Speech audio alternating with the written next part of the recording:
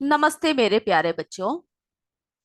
हम लोग आज पदार्थ की संरचना एवं प्रकृति के अभ्यास प्रश्न कर रहे हैं। तो सभी बच्चे अपने नोटबुक के साथ तैयार बैठे हो ना? सभी नोटबुक निकालिए।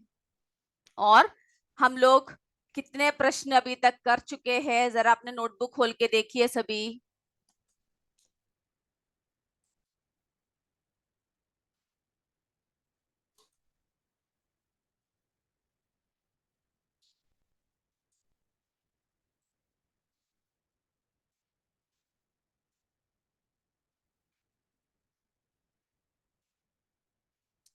हम लोग प्रश्न 8 का ख ठोस पदार्थ किस प्रकार द्रव एवं गैसों से भिन्न होता है ना? वो हम कर चुके हैं, उसका उत्तर हमने लिख दिया है। अब सब बच्चे अगला प्रश्न लिख लीजिए।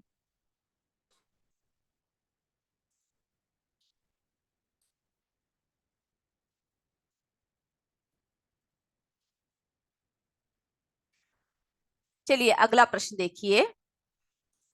रासायनिक तत्वों के प्रतीक उपयोग करने का क्या लाभ है? सभी ये प्रश्न लिखिए।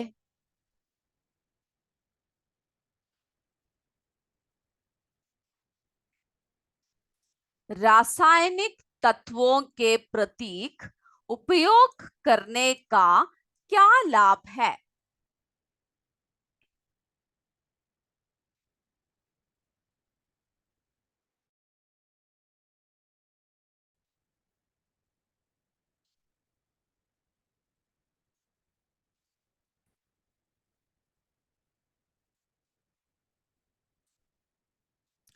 चलिए उत्तर देखते हैं। रासायनिक तत्वों के प्रतीक, सभी लिखिए। रासायनिक तत्वों के प्रतीक का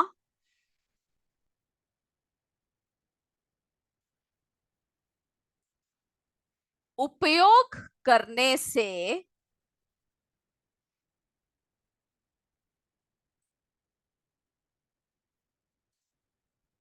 हमें रासायनिक अभिक्रिया, रासायनिक तत्वों के प्रतीक का उपयोग करने से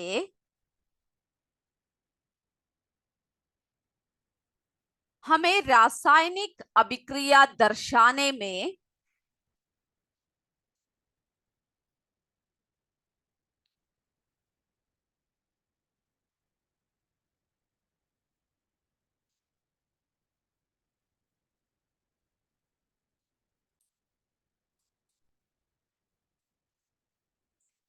आसानी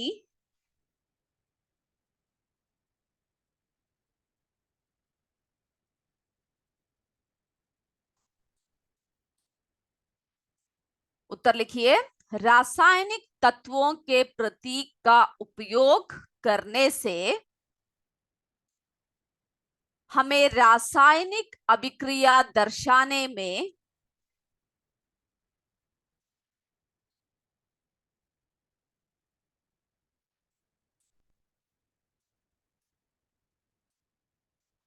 आसानी होती है।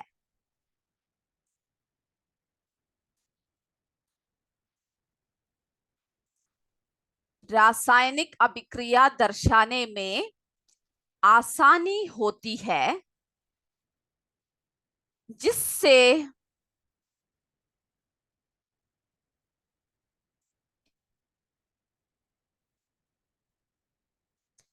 यह पता चलता है कि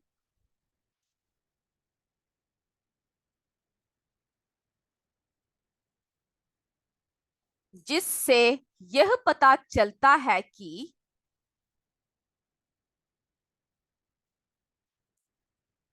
अभिक्रिया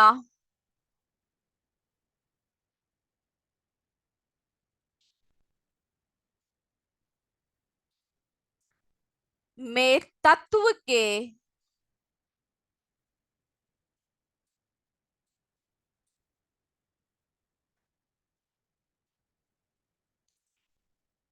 अभिक्रिया में तत्व के कितने अणु या परमाणु सम्मिलित है?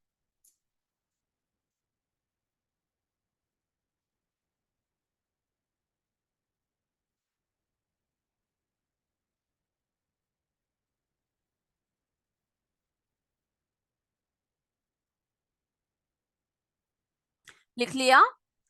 रासायनिक तत्वों के प्रतीक का उपयोग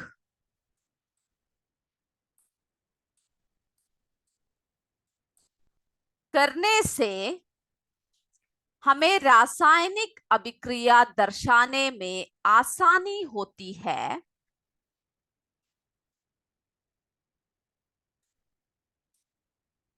जिससे यह पता चलता है कि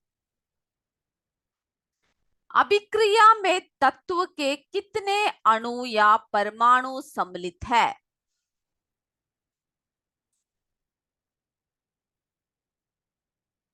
अगर किसी ने नहीं लिखा तो हैंड रेस कर सकते हैं, तो हम आपको दोबारा दिखाएंगे।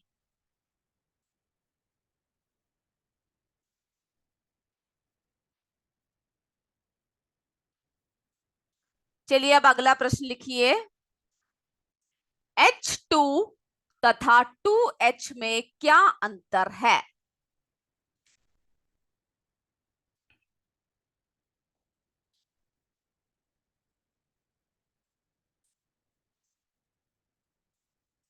H2 तथा 2H में क्या अंतर है?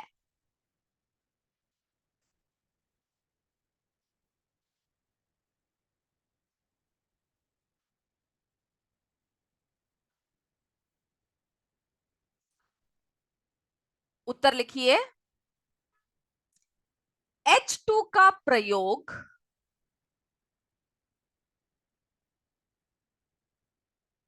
H2 का प्रयोग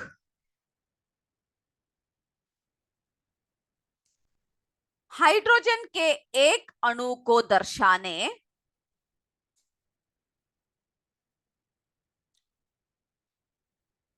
H2 का प्रयोग हाइड्रोजन के एक अणु को दर्शाने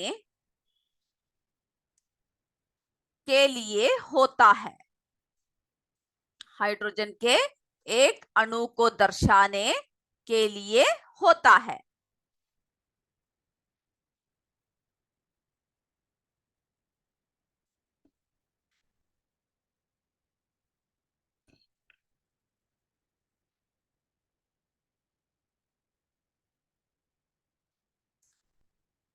जबकि 2H का प्रयोग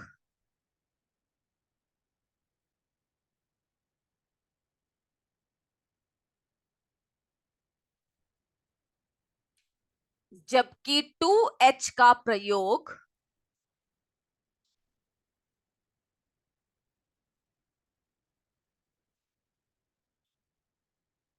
हाइड्रोजन के दो परमाणुओं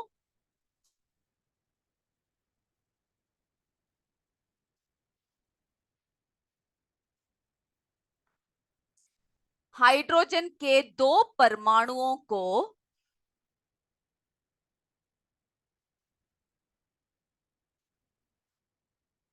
दर्शाने के लिए होता है।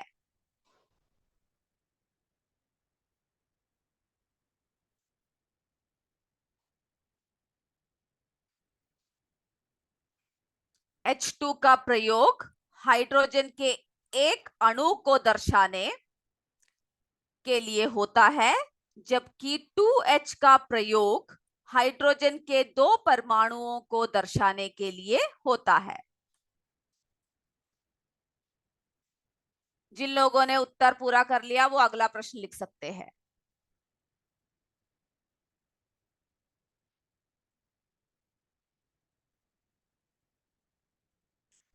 जिन लोगों ने उत्तर पूरा कर लिया है वे अगला लिख सकते हैं। अम्ल क्या है?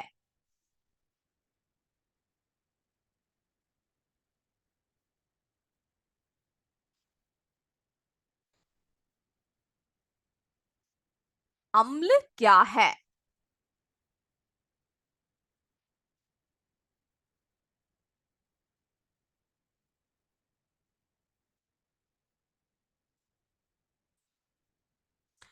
उत्तर लिखिए।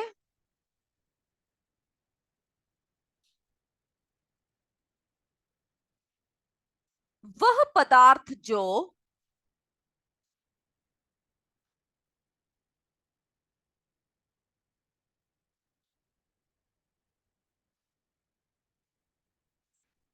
वह पदार्थ जो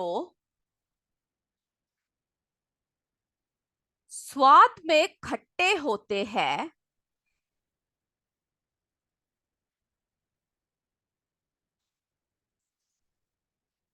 अम्ल कहलाते हैं।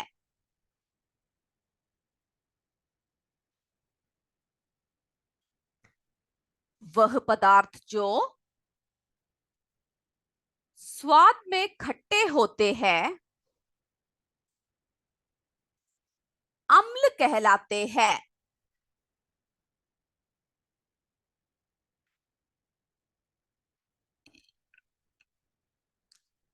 अम्ल वे यौगिक है। अम्ल वे यौगिक है जो कि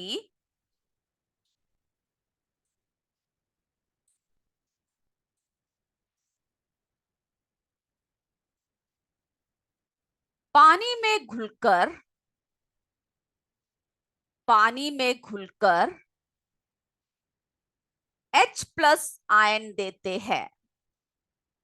अम्ल वे यौगिक है जो कि पानी में घुलकर H+ आयन देते हैं।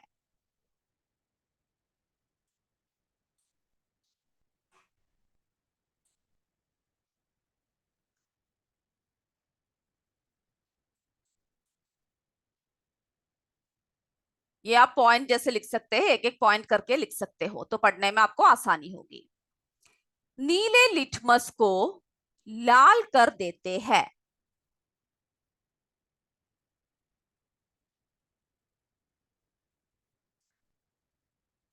पानी में घुलकर H+ आयन देते हैं।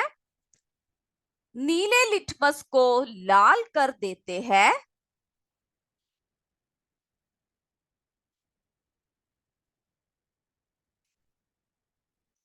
क्षारों से क्रिया करके लवण तथा पानी बनाते हैं। क्षारों से क्रिया करके लवण तथा पानी बनाते हैं।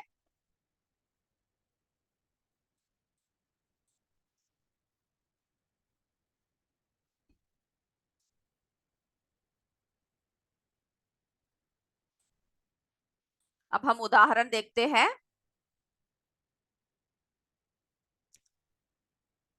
जैसे सल्फ्यूरिक सल्फ्यूरिक अम्ल जैसे सल्फ्यूरिक अम्ल H2SO4।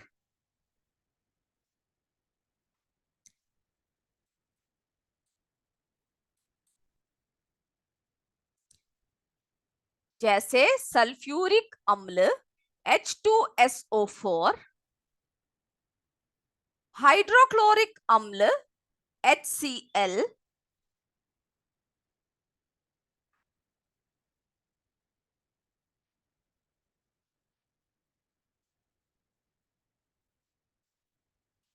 तथा नाइट्रिक अम्ल HNO3 आदि।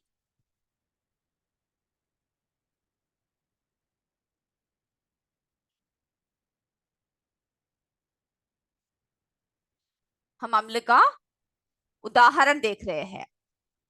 जैसे सल्फ्यूरिक अम्ल, हाइड्रोक्लोरिक अम्ल, नाइट्रिक अम्ल।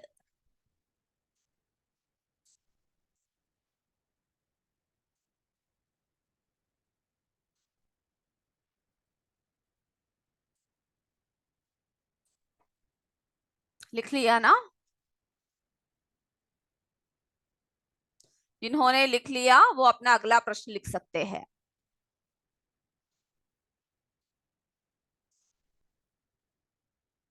और कोशिश कीजिएगा कि जल्दी जल्दी लिखे, क्योंकि हमारे पास समय कम होता है और बहुत सारे प्रश्न उत्तर है।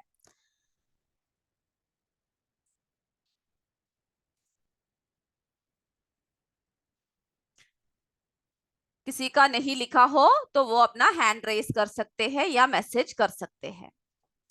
चलिए अब आगे बढ़े, अगला प्रश्न लिख लीजिए।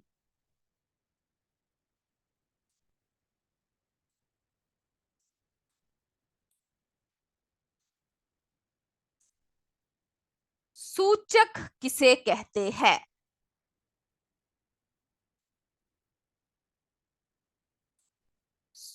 ओके, तो,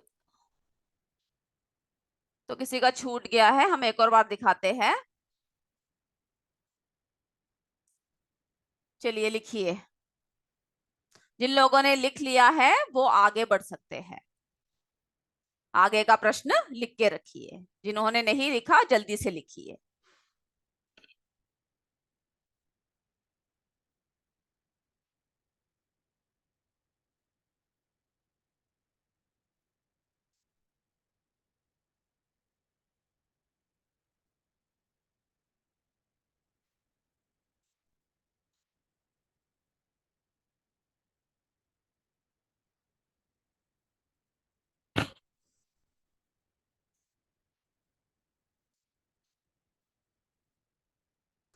जिन लोगों ने ये लिख लिया अगला प्रश्न लिख दीजिए।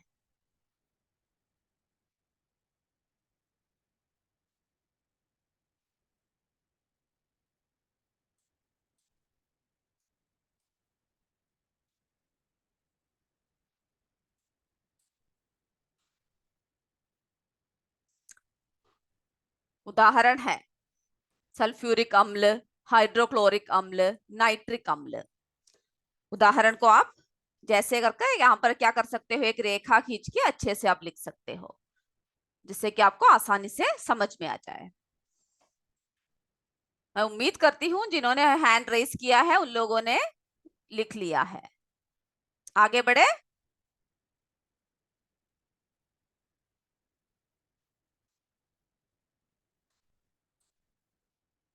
चलिए अगला प्रश्न देखिए। सूचक किसे कहते हैं? सूचक किसे कहते हैं? किन्हीं दो सूचक के नाम बताए। सूचक किसे कहते हैं? ये आप अपने किताब में से भी देख के प्रश्न लिख सकते हैं। किन्हीं दो सूचक के नाम बताए तथा अम्ल और क्षार का इन पर क्या।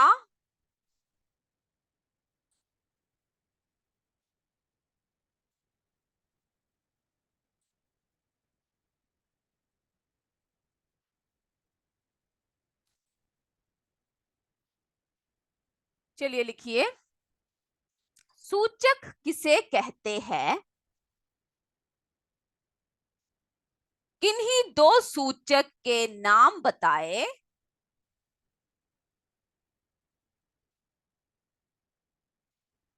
तथा अम्ल और क्षार का इन पर क्या प्रभाव पड़ता है, लिखिए।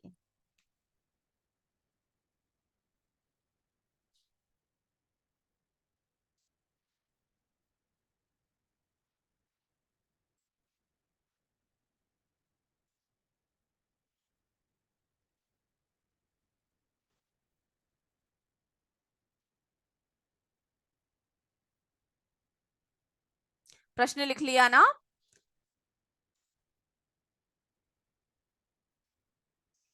अगर प्रश्न आपका छूट जाता है तो आप अपने टेक्स्ट बुक में से देखकर लिख सकते हैं, अभ्यास पुस्तिका में से देखकर लिख सकते हैं।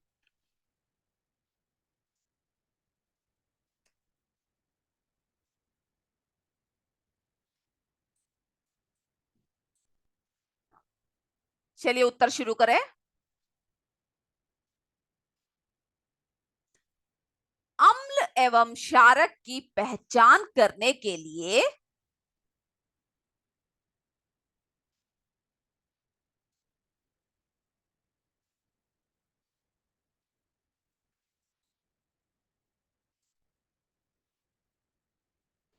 अम्ल एवं क्षारक की पहचान करने के लिए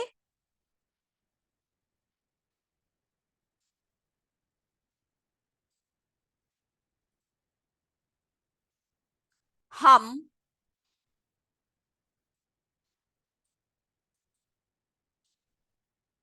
अम्ल एवं क्षारक की पहचान करने के लिए हम विशेष प्रकार के पदार्थों का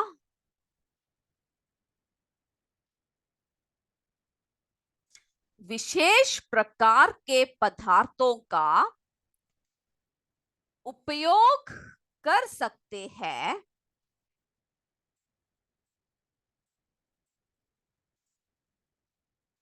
जो सूचक कहलाते हैं।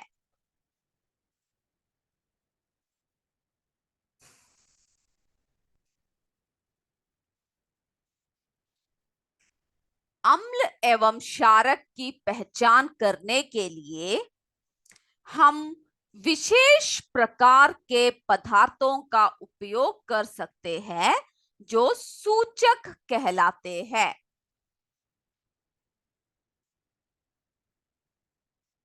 या आप ऐसे भी लिख सकते हैं, उपयोग करते हैं, विशेष प्रकार के पदार्थों का उपयोग करते हैं जो सूचक कहलाते हैं।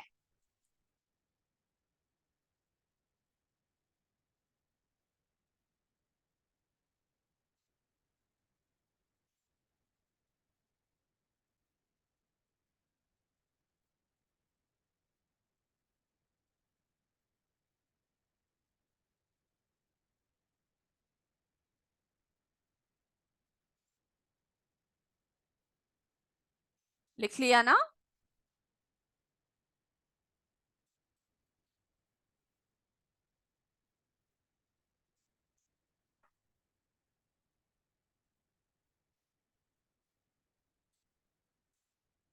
अब अगला क्या पूछ रखा है? दो सूचकों के नाम पूछ रखे हैं।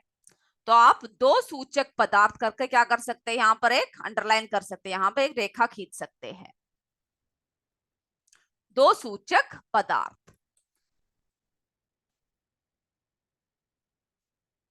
दो सूचक आपसे पूछा गया है। तो दो सूचक पदार्थ लिटमस पेपर एवं गुड़हल की पंखुड़ियां। लिटमस पेपर एवं गुड़हल की पंखुड़ियां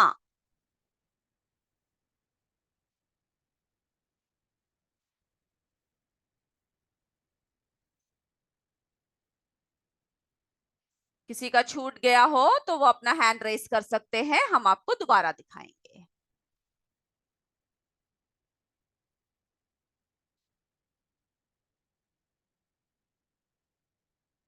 ओके, एक और बार देखिए। प्रश्न आप किताब में से लिखिएगा, उत्तर को देखिए। अम्ल एवं क्षारक की पहचान करने के लिए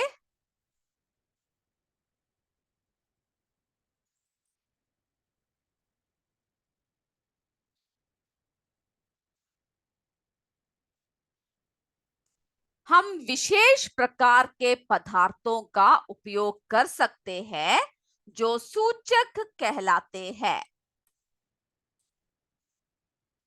फिर हमने दो सूचक यानी उदाहरण दिए, लिटमस पेपर एवं गुड़हल की पंखुड़ियां।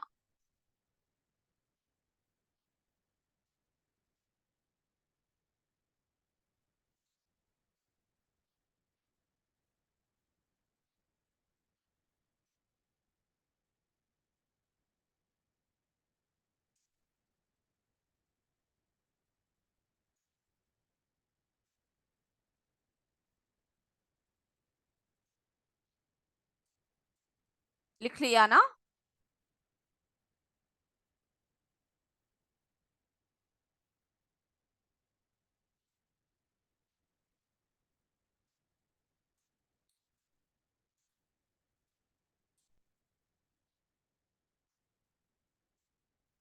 तो हमने उदाहरण देखे।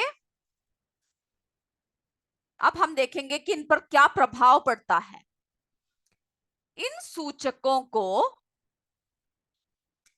इन सूचकों को अम्लीय या क्षारीय पदार्थों के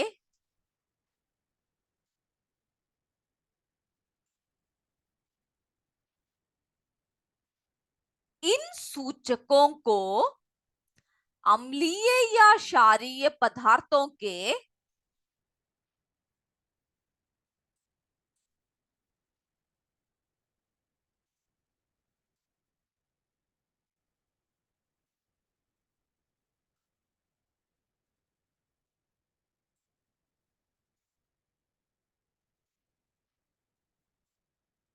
विलयन में मिलाने पर इनका रंग बदल जाता है।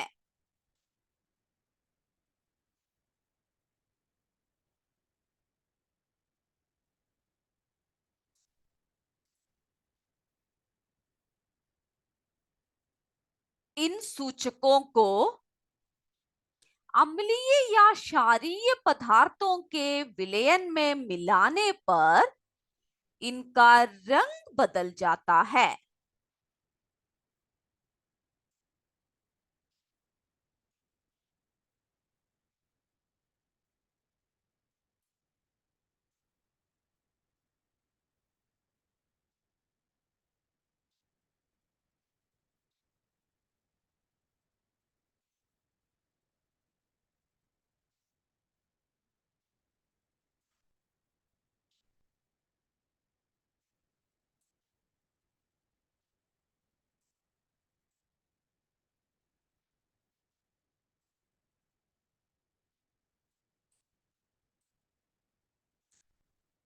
लिख लिया ना?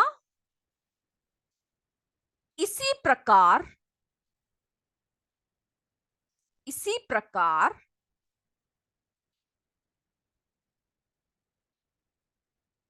गुड़हल की पंखुड़ियां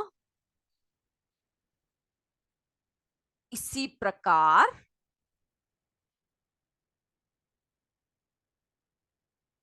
गुड़हल की पंखुड़ियां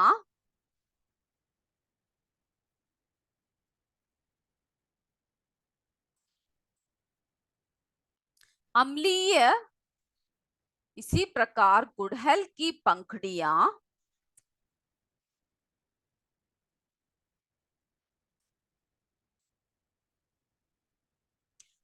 अम्लीय विलयनों को अम्लीय विलयनों को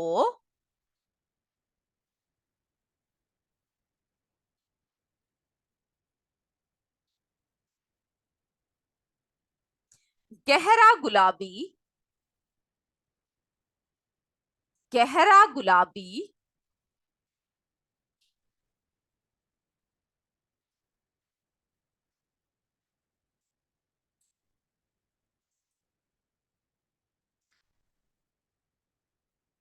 और क्षारीय विलयनों को हरा कर देती है।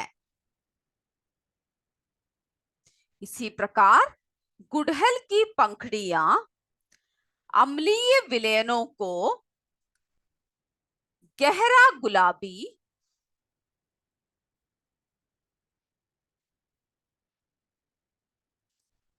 और क्षारीय विलयनों को हरा कर देती है।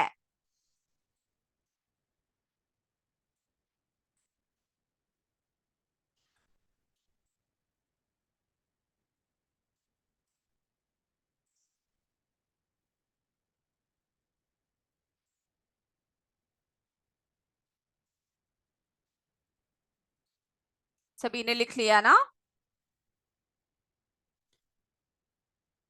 अब अगले प्रश्न हम लोग अपने अगले कक्षा में करेंगे और इसमें से अगर आपका कोई भी छूट गया हो तो हम आपको दोबारा दिखाएंगे। और बच्चों, आप कोशिश कीजिए कि आप जल्दी जल्दी उत्तरों को लिखें, क्योंकि मैं जानती हूँ बहुत सारे प्रश्न हैं, आपके हाथ काफी थक चुके होंगे। लेकिन आप क्या कीजिएगा, फिर भी मेहनत करते जाइएगा, कोशिश करते जाइएगा, कभी हार नहीं मानना। और जो जो प्रश्न उत्तर हमने आपको आज लिखवाए हैं वो घर में जाकर आप क्या करोगे, अच्छे से पढ़कर आओगे, क्योंकि हम लोग क्या करेंगे, इन प्रश्न उत्तरों में से अगले कक्षा में आपसे सवाल पूछेंगे। जिन बच्चों ने अच्छे से पढ़ा होगा सिर्फ वही जवाब दे पाएंगे। तो मेरे बच्चों, आप क्या करोगे? अच्छे से पढ़ोगे आज घर में जाकर इन सब प्रश्नों को। और कोई भी प्रश्न उत्तर आपका अगर छूट गया हो तो अगले कक्षा में हम आपको उसके बारे में बताएंगे। जो छूट चुका है वो आप कमेंट बॉक्स में लिखना काफी है, हम आपको दिखाएंगे। इस उत्तर को एक और बार दिखाकर हम लोग आज की कक्षा समाप्त करेंगे। ये काफी बड़ा उत्तर है, तो आप क्या कीजिएगा कि एक एक करके पहले सूचक किसे कहते हैं पढ़ोगे, फिर किन्हीं दो सूचकों के नाम पढ़ोगे, और उसके बाद अम्ल और क्षार का इन पर क्या प्रभाव पड़ता है उसके बारे में आप पढ़ोगे। तो क्या करोगे आप? डिवाइड कर कर अगर आप पढ़ोगे तो आपको आसान हो जाएगा। देखिए, किसी का कुछ छूट गया है तो आप लिख सकते हैं,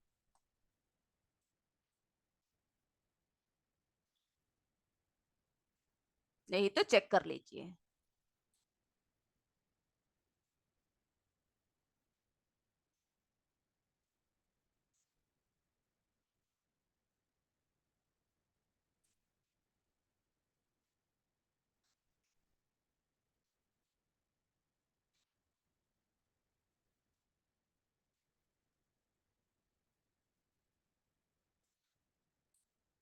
और अगली कक्षा में जब आओगे तो अगला प्रश्न लिखकर आओगे, तो क्या होगा?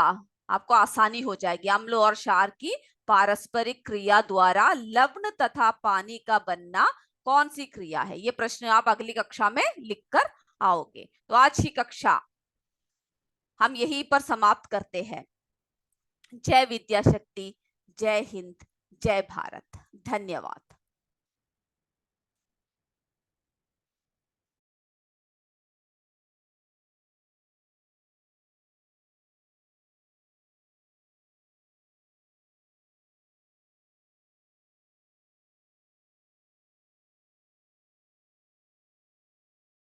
Can I start?